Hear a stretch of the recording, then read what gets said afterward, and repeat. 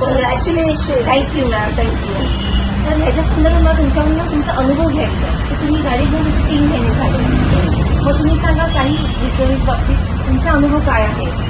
मला ही गाडी एकदम आवडलं. कारण फर्स्ट ऑफ ऑल हे साई सर्व्हिसवरून आहे.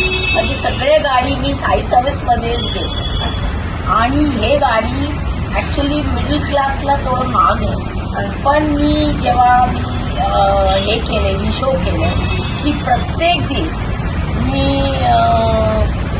CNG मध्ये पैसे घालते.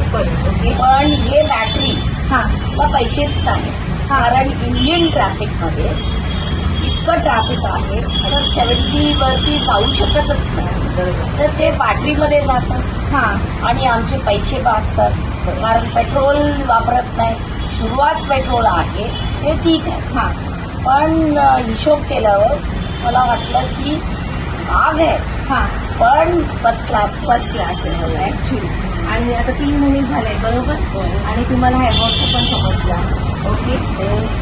आणि मला हे सांगाल का अजून काही आहे? मायलेज झालं एक, त्याच्यावरती काही सांगू शकाल का मला?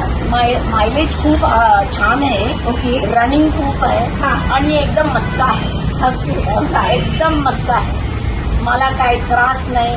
सिनियर सिटीजनला घुटण्याची प्रॉब्लेम आहे पण हे गाडीमध्ये आपल्याला आरामात ड्राईव्ह करू शकतो. म्हणजे आपल्याला काही प्रॉब्लेम नाही, त्रास नाही आहे. मला वाटतं की सगळे सिनियर सिटीजन जे काही लोक आहेत त्यांना हे विक्टोरियस घ्यायचंच पक्का. आणि साई सर्व्हिस जिंदाबाद. Thank you ma'am.